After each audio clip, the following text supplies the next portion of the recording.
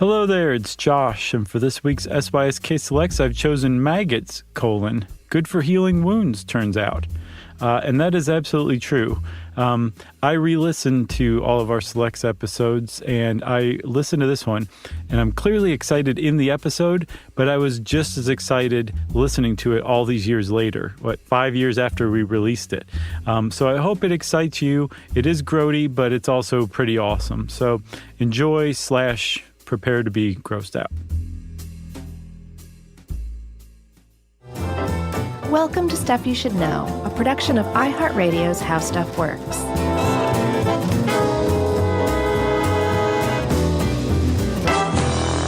Hey, and welcome to the podcast. I'm Josh Clark. There's Charles W. Chuck Bryant, and no one else is in here with us yet again, because we've graduated to the point where we don't even need a producer. We need somebody who presses record and leaves. Yep. That's it. Because we're pros. Yep. Not P-R-O-S-E, P-R-O-S. That's right. We're not, but we are prosaic. Yes, but definitely not P-R-O-apostrophe-S. Very few things drive me crazier than that. And I know it's stupid and pedantic, but to see like somebody take out a huge billboard or something, and so a word has an apostrophe that shouldn't. Oh, pros. People say like leave it to the pros. And they'll put an apostrophe? Yes. And it's that graphic designer should be, docked a half a day's pay, maybe. $80. Something. We want to issue, and you probably would get this from the title of the episode, but we want to issue a meal warning. Oh, good thinking. Because we've gotten complaints in the past when people are eating and get sick listening to some of these. Yeah, this would do it possibly for some people. I was fine. I ate a runny yolk egg sandwich while I was researching this. Yeah, right. It didn't bother me, but I could totally see how it could many people. I also want to say, if it comes up, do not go Google image search wound slough. Well, I just put do not Google image search maggot therapy at all. Okay, sure. But definitely stay away from wound slough. S-L-O-U-G-H. Yeah. Wow. Mm-hmm. And definitely don't look at wound slough while you're eating. Yeah. Okay, so that's all out of the way. Yes. I predict we're going to be kind of excited about this one. I'm feeling a little pumped about it. Well, we did cover in 10 Bizarre Medical Treatments leech therapy, which is still being used. And I'm surprised this wasn't in that article, to be honest. I am as well. But this gets its own special deal. And it should, actually, because it's a pretty amazing thing. Agreed. We're talking about maggot therapy. Also, great band, by the way. Yes, it is. They were awesome. So, were they really, or is that a band name? Just kidding. Well, it's a band name to end all band names. There probably was a band name that. So it's called maggot therapy, maggot debridement therapy, larval therapy, or there's another one called, I think, biodebridement. Sorry. Or therapeutic wound myiasis. Yeah. And that's basically all of them, no matter what you call it, no matter how you church it up. It is the application of live maggots, fly larvae, purposefully to an open wound. Yep.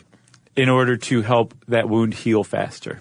Yeah, and better and cleaner and all that good stuff. What everything Daft Punk said.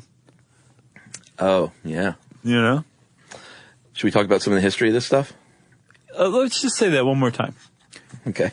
Maggot debridement therapy is taking live maggots and putting them in an open wound on a human being or an animal. It's used in veterinary medicine as well. Wrapping it up tight. And letting them just eat the dead and dying flesh in that wound. Yeah, while you get your foot tickled. Okay. I would be so skeeved out by this. I just wanted to make sure that everybody knows exactly what we're talking about. Right. And goodbye to everyone. Everyone who fainted. Okay, yeah, let's talk about the history, Chuck, because this is in use today, but it's actually pretty old. Yeah, I mean, it's some say it's even an ancient tradition, like in places like Burma and Central America with the Mayans. They were smart enough to know that maggots do a pretty good job of consuming human flesh, right? And can be used for good in that regard. Yeah, at some point, I guess healers noticed, people who had maggots in their wounds tended to have wounds heal. And actually, as far as the Western literature goes, that's exactly how maggot therapy first finds its way, first crawls into the medical literature. Yeah. Is from a French surgeon named Ambroise Paré. Yeah. How would you say it? I don't know. I don't speak French. Ambroise Paré. I'll say Paré, even though it doesn't have the little, what is that, an accent aigu? Yeah, it's just the E. Right. But he was a 16th century surgeon, and he noticed that that people didn't necessarily fall over dead if there was a maggot in the wound. Yeah, he was the first doctor to actually come out and say, I had this patient who had a big skull wound. Right. And unbeknownst to me, there were maggots in there. I saw them crawling out one day. And even though they ate a lot of bone, the guy was great. He healed. Yeah. Like he lost a hand-sized slab of skull. Yeah. And he lived. And I think it might have something to do with the maggots. Yeah, and he presumably wore a helmet for the rest of his life. Probably. So he had a probably big soft skull there at Yeah, some I point. would guess so. That was followed in the mid-1700s by another Frenchie, Baron Dominique Jean Larry, and he said, you know what? On this Egyptian expedition, these blue fly maggots are actually doing the right thing and helping us out. Right. So it's almost like these doctors just noticed this. Exactly, and it meant enough to them that they were like, I should probably write this down. This is going to be my great contribution to medical history, the history of science, right? Maggot therapy. So it wasn't until the Civil War that a doctor actually said, I'm going to purposely put maggots in a wound. Yes. And see what happens. And that doctor was John Forney Zacharias. He probably didn't tell his patient that. I think probably he was just like, just bite down on this broomstick Right. and look the other way. Do you want to lose your foot, or do you want to try something really weird? Well, supposedly, in studies, 95% of people, modern patients who are offered this therapy, say yes to it. Well, yeah. Because I think that's what it comes down to. Yeah, it's a last resort, basically. Right. It's not the first thing they offer. Not necessarily. Right. So anyway, Dr. Zacharias, he had a great quote. He said, during my service in the hospital at Danville, Virginia, I first used maggots to remove the decayed tissue in hospital gangrene, and with my eminent satisfaction, in a single day they would clean a wound much better than any agents we had at our command. I used them afterwards at various places. I am sure I saved many lives by their use, escaped septicemia, and had rapid recoveries. Period. End quote. Pretty great. Yeah, so he was a huge believer and not just a passive observer like people who came before him. He said, yeah, I put maggots on wounds and it helps. That's right. And people experimented with it for a little while until a guy named Louis Pasteur and Robert Koch came along, microbiologists and germ theorists that basically said, this is disgusting. We might want to not do this. Yeah, because maggots they're are dirty. Yeah. Yeah. And it's true. Maggots naturally in the wild carry lots of pathogens with them that can infect us in other ways, can make a wound worse, can actually kill you. So the idea behind germ theory as far as maggots go is right. Yeah. But it seems like there's this long history of necessity and disgust with maggot therapy. That kind of ebbs and flows. Right. And necessity rears its head on the battlefield. It did in the Civil War, and it also did in World War I. There was a surgeon named William S. Bayer, and he was working on the front lines in France, and he used maggots on stomach wounds and open fractures. Gah. Yes. And he found to his great satisfaction, just like Dr. Zacharias and the others before him, that this stuff actually worked. Yeah, and he actually said, you know what, I have some further advancements. Maybe we should put a bandage over this thing so it doesn't completely disgust the patient. Right. And let me put bandages around the wound so they don't start creeping onto the healthy flesh and doing damage or just itching you or creeping you out further. Right, exactly. Which are still in use today, these techniques. He also pioneered another huge technique, and this is after the war was over, 10 years later. Yeah. When he was back at Johns Hopkins. He pioneered another really important technique, and that was using sterilized maggots, like germ-free maggots. They were raised as eggs in a sterile environment, and so when they were introduced to the wounds, they weren't carrying these pathogens anymore. And he found this is the jackpot. Now you can use maggots from now on. That's right. And there was a big boom in the 30s up until the mid-1940s. More than 300 American hospitals were using maggot treatment and maggot therapy. And then in 1944, antiseptics came along, or, new antiseptics, and they said, you know what, maybe there was another lull in the use of maggot therapy. Right. Necessity didn't spur this stuff. And they went back to just being gross again. There was a guy who by the 80s wrote what this one article calls the majority opinion. Fortunately, maggot therapy is now relegated to a historical backwater of interest more for its bizarre nature than its effect on the course of medical science, a therapy the demise of which no one is likely to mourn. That's just that kind of Western medicine hubris. Sure. Where, like, we can do anything except everything,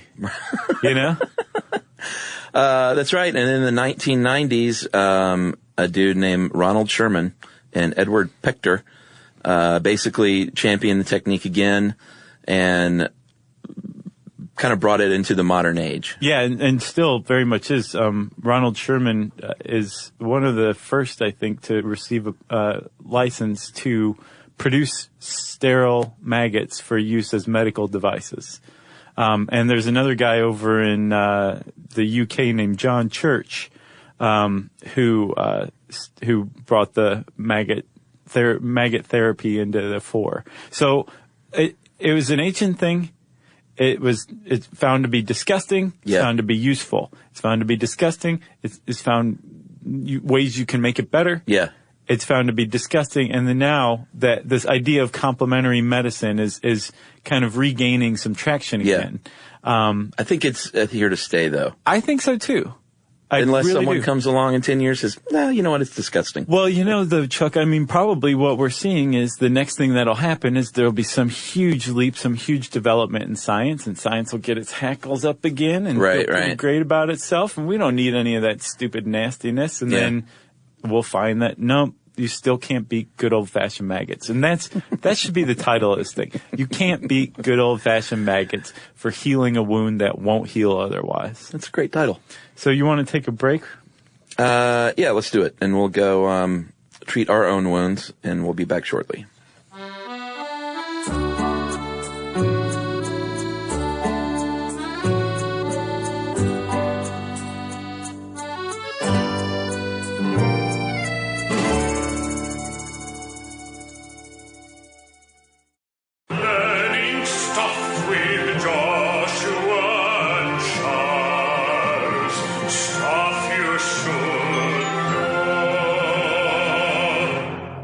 All right. Okay. Let's talk about diabetes for a second. Yeah. More than 23 million Americans are affected with diabetes. And one thing that can happen is nerve damage, especially in the extremities. Yeah. The hands and feet and the toes and the fingers. Your blood vessels become hard and they don't circulate the blood like you need. That can lead to open sores called ulcers, which can become infections, which can spread to nearby bone, which can lead to amputation. Yeah, and happens a lot. All this is just from a prolonged exposure to high levels of blood sugar, and they're not sure how it can do it. But yeah, the blood vessel's not helping pump blood very well. You're not getting nutrients, so your tissue can die. But also that neuropathy, that deadened nerve cell, that actually makes it hard for you to notice if you have like a really bad ulcer on the bottom of your foot. You can't feel it. Yeah. And so you don't get treatment early enough so an infection can get out of hand. And when it spreads to bone, that's called osteomyelitis. That's problematic because that very quickly will lead to an amputation. And there's some pretty shocking stats here from this article that Tom wrote. About is this Sheave Jam? Yeah. Nice. It's for sure. But about amputations from diabetes. Yeah, 70,000 toe, foot, and leg amputations each year in the United States alone. That's so crazy. And they say around the world, they estimate every 30 seconds someone gets a limb cut off because of diabetes. Yeah. That's sad. Yeah, it really is. And we'll do one on diabetes for sure. Oh, yeah. I'm surprised we haven't already. Yeah, me too. But amputation is used to halt the progress of an infection. Yes. And that's usually the last resort. But what Tom points out is that there are plenty of doctors around the world, I imagine, that aren't aware that you can use maggots or have never done it before. And if you are facing an amputation from, say, like a wound, a persistent wound, a chronic wound that won't heal, you may want to suggest maggots to your doctor. You may have to actually take the initiative on this one and say, let's make sure the amputation is the absolute last resort. Let's see if we can put one more resort in there before then. I'm willing to let maggots crawl inside my body in this wound, this open wound, if you're willing to apply them. And they, like most doctors, love hearing when patients suggest treatments. Oh, they do. They love feedback. They love to be guided in their diagnoses and prognoses. Yeah. Love it. That's a tough jam. I get it. Doctors are frustrated a lot these days with self-diagnosis and online doctoring. Sure. But you should also be your own advocate. We've championed that before. Yeah, it's your leg. Yeah. If you want to keep your leg, you tell that doctor to go get some maggots, you're going to replace him with the doctor who will. I can find a guy. Yeah. I can get a guy by noon that'll put maggots on that wound. And actually, there's a group, I think Ronald Sherman, the guy we mentioned earlier, who's like the U.S. champion of maggot therapy, there's this group called the BTER Foundation, BTER Foundation, and they have all sorts of resources for people in that very situation, like how to talk to your doctor. Right. If your insurance won't cover it, let them know, because they say most insurance covers maggot therapy, but most insurance claims people are not aware of that. Yeah. So you may get denied at first, and here's how to talk to your insurance company. That's a great resource. It really is. That beats going to your doctor and saying, well, you know what, Josh and Chuck said, A, you're not going to like hearing this. Right. Because you think you know it all. Doctor, please take a seat. And B, put maggots on my feet. Right. And that's the other thing, too. I mean, like, we wouldn't be suggesting this, and the BTER Foundation probably wouldn't be such advocates for it if it didn't work so amazingly well. In study after study, and we'll talk about the details of it, but there's so many studies out there.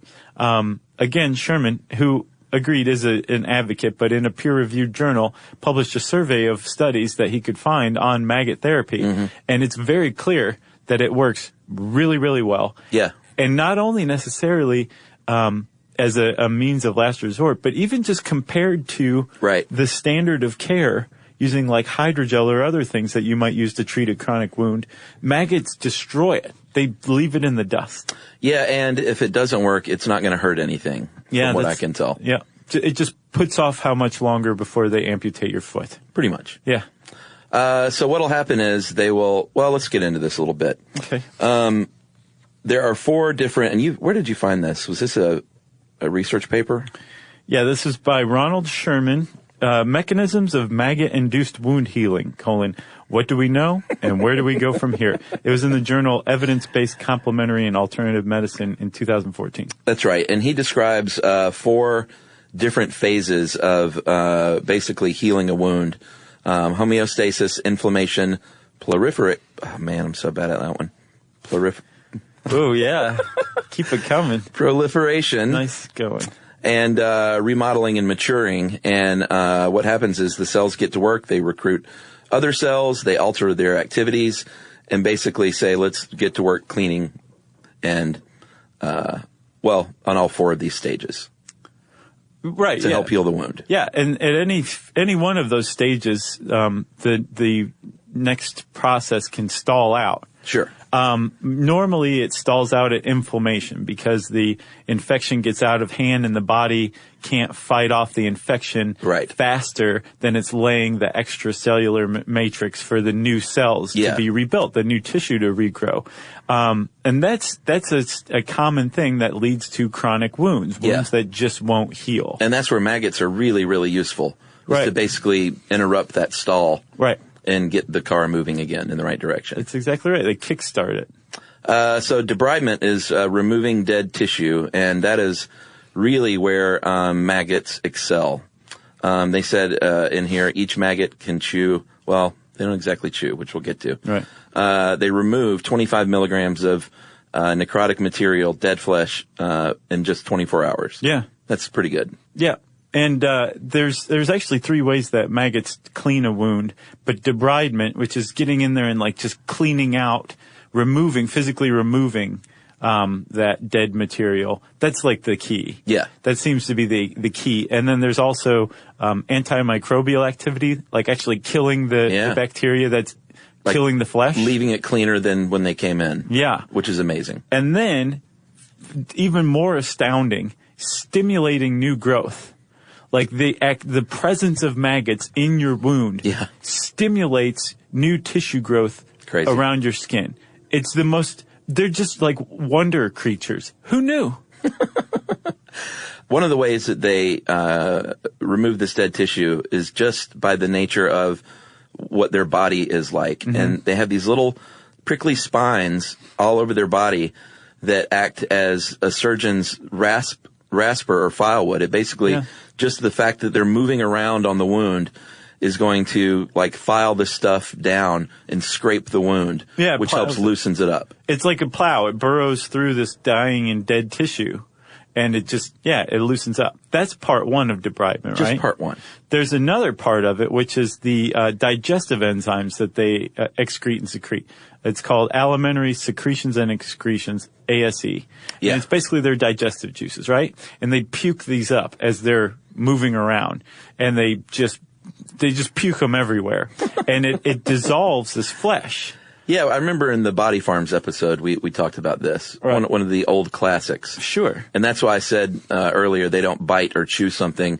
They just liquefy it and then suck it in. And this ASE stuff is so greedy that it liquefies more dead flesh than the maggots can even consume.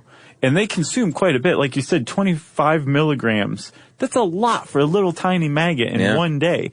But even more than that, they're liquefying even more of this dead tissue so that part of the process of maggot debridement therapy is draining out this liquefied necrotic tissue that's become liquefied from the alimentary or the ASE stuff, the digestive enzymes, right? So you've got them burrowing around. You've got them puking into your wound. Yeah, like scraping it up. Yeah, liquefying the dead tissue. Leaving pretty much entirely the living tissue alone. And then you just kind of drain out the stuff that's in there. And the reason that maggots are considered by the FDA a medical device rather than a drug is because the whole process of debridement isn't just a reaction to the chemicals. It is part of that mechanical movement of the maggots through the wound. Yeah. So it's a drug. It's a device. I mean, it's a device. Well, they are a device. Look at them. Yeah. And the secretions are so potent, they have basically DNA destroying qualities. Like they not only just break down tissue, they destroy the DNA. It's pretty amazing stuff. It is. Should we take another break? Yeah, I'm a little excited. We probably should. All right, I'm going to go to the vomitorium. Are you grossed out? Slightly. I am not in the least. What does that say about me? I don't know. I don't know. You have a stronger stomach. But I don't necessarily. I'm just excited. All right, well, go watch me vomit at least. Okay, that will gross me out.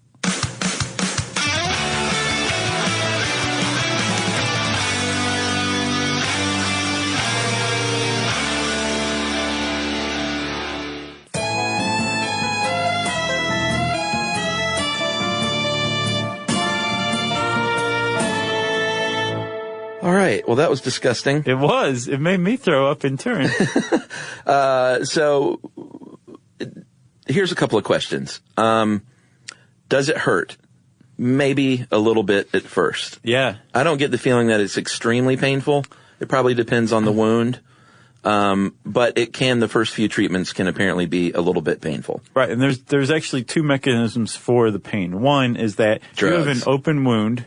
Right? Yes. And you have maggots crawling over the exposed nerves in your open wound. That's not going to feel good. No, it won't. And then number 2, pressure in the wound can increase as the maggots get bigger from eating so much dead flesh. That's right. So yes, the cure to that is painkillers, which frankly, if you have an open wound with exposed nerves, you should probably be on those anyway. Sure, you will be.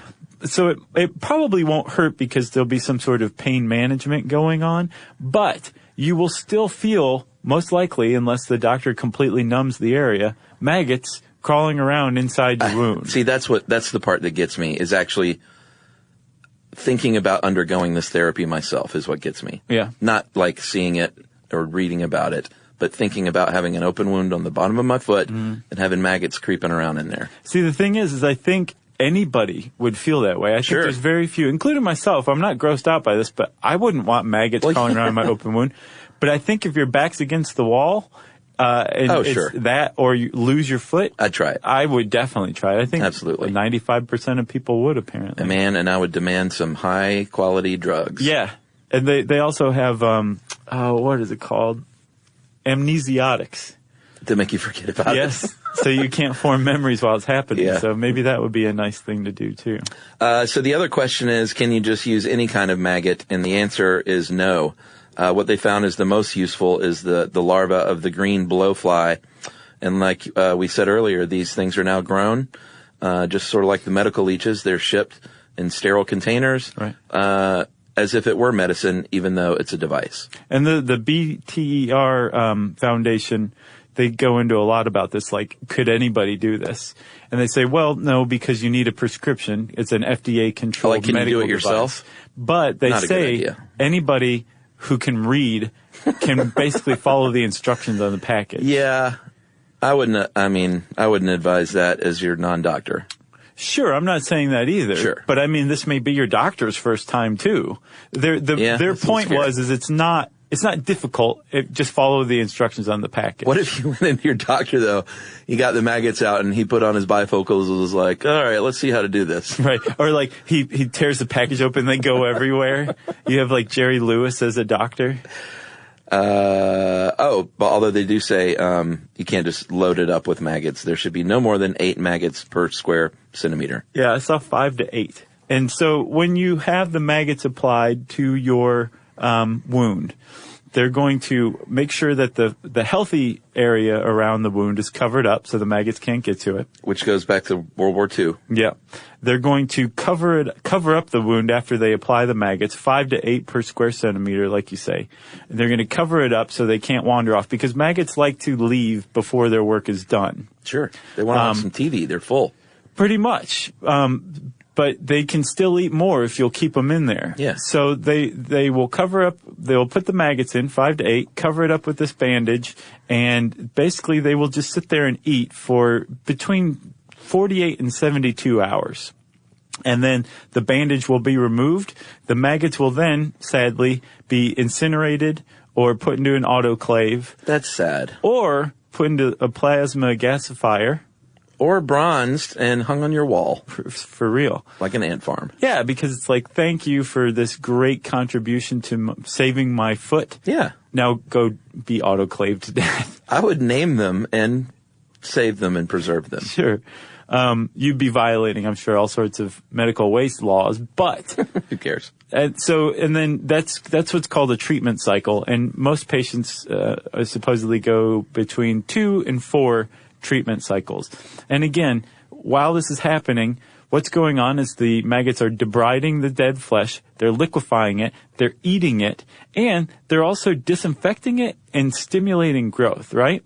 Pretty amazing. So with the disinfecting, they figured that there was some sort of gut flora that the maggots have that prevents them from being infected by microbial life. That would make sense because they're in that rotting flesh as well and they're thriving. Right. So what gives? Well, It turns out that there are a couple of types of, I'm not quite sure what kind of bacteria they are, but they are, that's not true. The Proteus mirabilis is a type of symbiotic microbe that you find in the gut of a maggot, right? Yeah. And this thing it destroys microbial life. So it's killing the bacteria that's causing this infection in your wound. But there's something that maggots, this is yet another thing. So think about it, Chuck, like you said. Maggots, the very structure of a maggot body debrides the wound. That's pretty amazing. This maggot antimicrobial stuff, not only does it kill microbes, it destroys the thing that naturally protects microbes, which is called biofilm. Yeah, we've talked about biofilm a lot on this show, and it's basically a film, like a literal film, they call it a polymeric matrix, but the easiest way to say it in layman's term is it's a film. Right. It's like a protective coating. Yeah, and the little spiny bodies, like one way they get rid of this thing is by roughing it up. Right. And that's exactly what the little bodies do. Right, and that's part of surgical debridement with like going in there and scrubbing a wound with, I don't know, steel wool or something like that. Yeah. That will break up the biofilm. It also must be awfully painful, right? Maggots naturally can destroy not just the bacteria, but also the biofilm that protects it too, which makes them extremely handy with things like MRSA and other antibiotic-resistant bacteria. And all kinds of ulcers. Right. Not like internal ulcers, but the open wound kind. Right, exactly. From diabetes, from bed sores. And there's been a lot of studies of people with bed sores that have found that maggots help those kind of ulcers tremendously. So let's talk about this one study, or a couple of studies actually.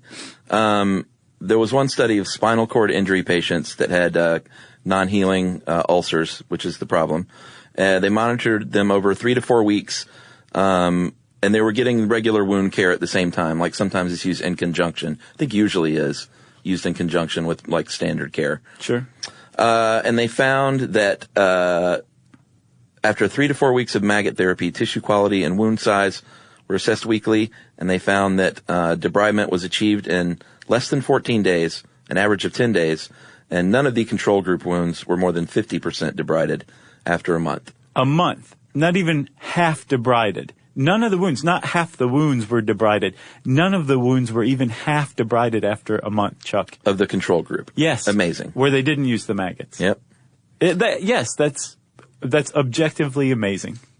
It is. And then they did a larger clinical trial and found, this time they got 263 subjects, which is pretty good. Yeah. For this kind of rare treatment. For sure. And they found that, using the hydrogel, which you mentioned earlier, compression dressings, just the standard care. Right.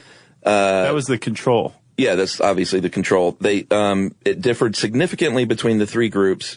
What was the third group? The third group used bio bags, which are like, it's like a little pouch. You said it was like a ravioli. Yeah, and it's filled with live maggots, but it prevents them from burrowing. All it is using their chemical secretions. Yeah, that to me is just like, why go halfway? Right, exactly. Just well, a lot of people are like, open. I don't want a maggot crawling in my wound, but a bag of them is fine. Doing the shake near my wound. Right, so it actually has been shown to be not nearly as effective as just letting what's called free-range maggots burrow through the wound. So they found the median time for debridement was 14 days with free range, 28 days with the bagged ravioli, and 72 days for the control. Yeah. That's pretty amazing. Yep. Like, I don't know. I don't think it should be a last resort. You know? I agree, and I think that increasingly it's becoming less and less of a last resort because, you can compare it to the control. Like, the standard of care took 72 days for the wound to be debrided. Free-range maggots, 14 days. That, to me, says that free-range maggots top the standard of care as it stands right now. Yeah. But, like you say, there's a lot of people who are saying, this is just a last resort. The next thing we're going to do is amputate your foot, but let's try this one last time. Right. Or in the case of persistent infections from, like, MRSA, where just antibiotics just don't work, let's try maggots and see if we can fix it. And maggots do work. There was a study that found that of 13 people who had MRSA, treated with maggots alone, 12 of the 13 had complete recovery and wound healing from a MRSA infection. MRSA's nasty stuff, too. Yeah, I think, did we do one on MRSA? I feel like we did. I know we've talked about it. I don't know if it got its own show, though. It may have been in the Should We Outlaw Antibacterial Soap episode. Boy, there's been a lot of them. Almost 800. You got anything else?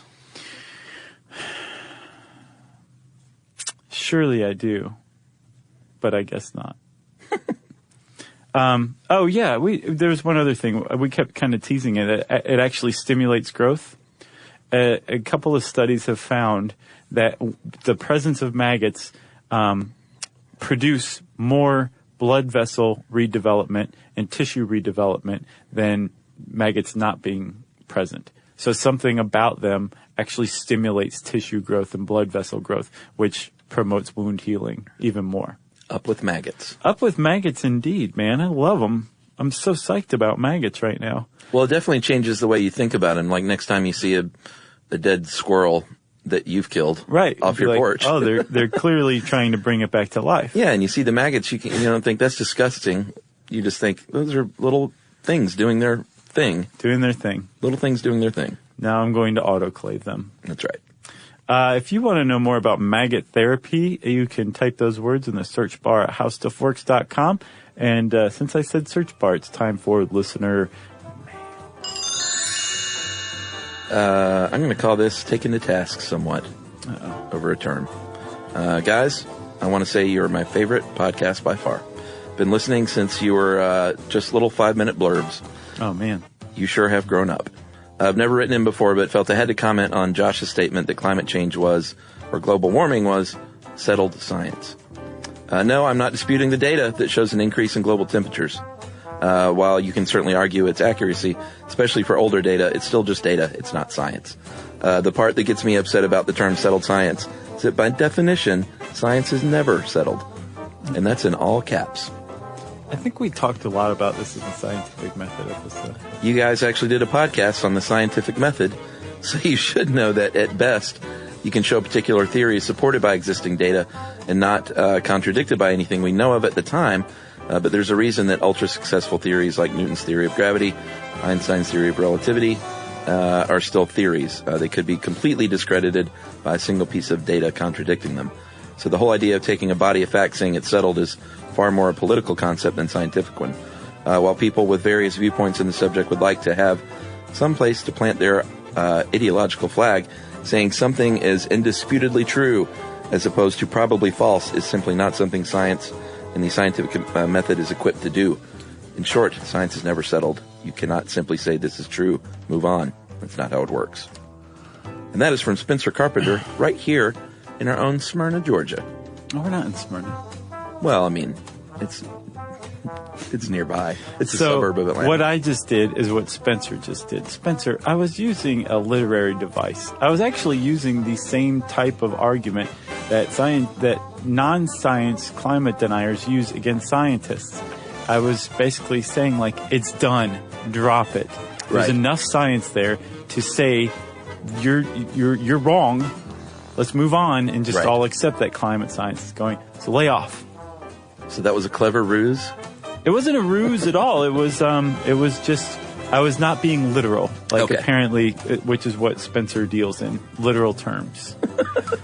If you want to take us to task because you are overly literal, we want to hear from you. You can tweet to us at SYSK Podcast. You can join us on Facebook.com/StuffYouShouldKnow. You can send us an email to stuffpodcast@howstuffworks.com. And as always, join us at our home on the web, StuffYouShouldKnow.com. Stuff You Should Know is a production of iHeartRadio. For more podcasts from iHeartRadio, visit the iHeartRadio app, Apple Podcasts, or wherever you listen to your favorite shows.